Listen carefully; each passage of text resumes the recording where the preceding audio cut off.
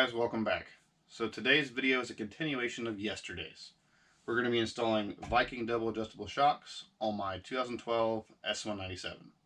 It is a GT 500, but all V6 and GTs, Boss 302, they're all exactly the same. Rear shocks are different from stock, but the process of removing and installing is exactly the same. With that being said, if you haven't watched yesterday's video, make sure you click the link right there. Go take a look. It's a little bit of information that you might want before making the decision to buy these shocks. But here's the Viking shock. You have two dials down here at the bottom: compression and rebound. Compression is simply it collapsing down. Rebound is it coming back up. So you have the plus and minus symbol on these. So if you click it over to the add, what you're doing is you are adding resistance to compression. Same thing with the rebound. You are adding resistance to the rebound. So with the negative, obviously, you're going to turn that back. You're going to lessen the resistance, allowing more travel. We don't want more travel. We want a nice sweet spot. Let it come down a little bit. Let it come up a little bit.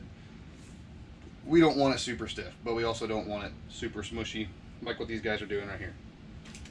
For this job, it's very, very simple. All you need is a 15mm socket. Impact, if you have one, makes the job a little bit easier. 15mm wrench. A ratchet. Personally, for me, I always like to torque down suspension and wheels. It's my biggest thing. I don't torque a lot of things down, but suspension and tires, well, wheels, I always torque those down. It's the only thing keeping me on the road. But one of these bad boys, we'll go over the torque specs as we get into it. This job is super easy. You can get it done in about 30 to 35 minutes in your own garage or driveway. They're that simple. You have one bolt up inside the trunk. I'll take a look and show you guys. And you have a bolt down here holding the bottom of the shock. The only other bolt you need to remove, there's a bolt, which I'll show you, is holding the sway bar up. You're going to take that off both sides, but before you do that, you want to make sure you put a jack up underneath the rear axle to hold it up.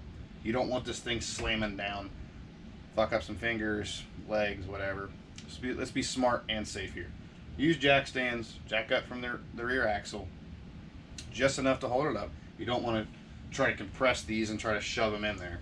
Just enough to hold it. So you got your, once you take that bolt out of the sway bar, you'll want it to swing down, giving you access to this lower bolt. One thing I did, because I've already done this and I'm just redoing it, is take the bolt out of the trunk first. I'll just take a look and show you guys. Take that bolt out first, especially if you're by yourself. That way, once you drop the sway bar and you take the bottom bolt out, you're already here, you can just hold on to it. Rather than if you take the bottom out first and then unbolt the top, there's a possibility of that boy falling in the ground. And if yours are still good, keep for spares, resell them, do what you gotta do. Remember, this channel is about saving money. Set of good shocks, I mean, 100, 120 bucks. That's something to go towards the next mod. But with that being said, let's get you guys a little bit closer and show you how to remove the stock shock. Alright, so one thing I forgot to mention, there's a bolt right here to 13mm. It holds this carpet down in place. So all you gotta do is come in here. Pretty loose already. Pop that bad boy out. Make sure you set this somewhere you don't want to lose it. Then other than that, all you're going to do is you're going to take and you're going to pull this carpet back. Has a better view here. And then there's one bolt right here. There's one bolt right back here. You'll see it. It's not hard to see. It's pretty obvious. The only bolt back there. It's 15 mil. Pop your impact on here and just take it off. Car is on jack stand, so I'm a little short guy. Set that bad boy right there, and we are done in the trunk. All right, so now that we're down here, you got your 15mm bolt holding the sway bar on. You got a 15mm bolt holding the bottom on. So what we're going to do is we're going to pop this sway bar off real quick. There is a nut on the back of that. Just make sure you grab it. Don't want to lose it. Just like that, sway bar falls down. Doesn't fall off the car, it's held up, and that way it gets removed, it's out of your way. So now we can take this bad boy, come in here, 15 mil.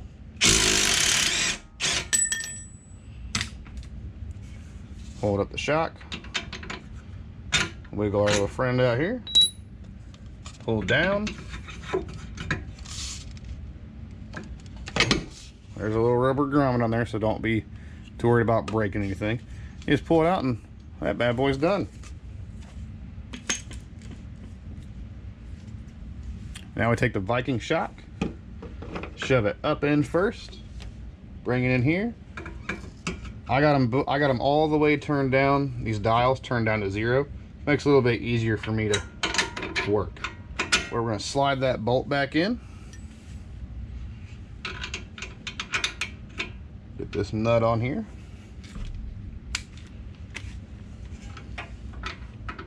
Go nice and slow. You don't want to cross thread anything. Once you got it going,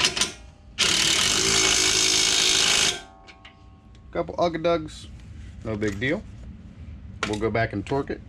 So the torque for the lower bolt is 85 pounds. We're going to go ahead and move back up top. It put the hardware up there, because if we put the sway bar back on first, we're not going to be able to finish and torque down this side. Alright, so while we're up here, I want to show you real quick. This is the stock nut with the bushing on it. What we want to do is we want to take Viking's bushing, their washer, make sure those bad boys line up real nice. There we go. Now they give you 2 nuts. Put one on first. So what we'll do is we'll go ahead and slide these bad boys on.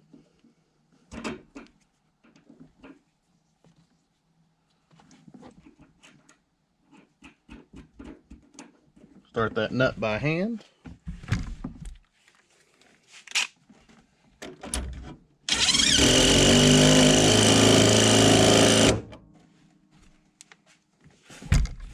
Just like that.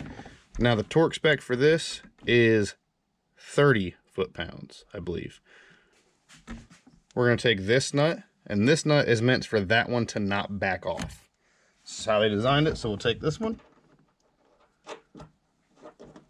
Get it nice and started. Take our impact.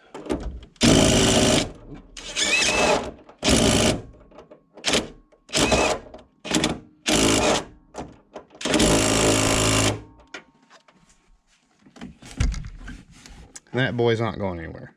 So, with these boys nice and tight, we're going to go back down and put the sway bar back on. Alright, now obviously, what you guys are going to want to do is you guys want to do the other side. It's the exact same thing before you put the sway bar up. But, here's the nut that goes on the back side that fell out. And make sure we take the shorter bolt. The longer bolt is meant for down here. So we're going to take the sway bar, put it back up. If it doesn't line up, this slides. Give me 1 second here.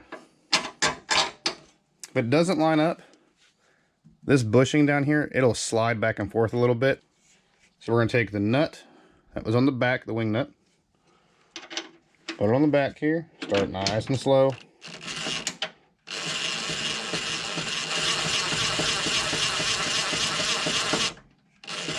Oh, hold on. Nice and slow here. Make sure that we don't want to cross thread anything.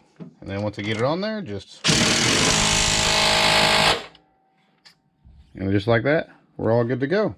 Install's complete, and I will see you in the next one.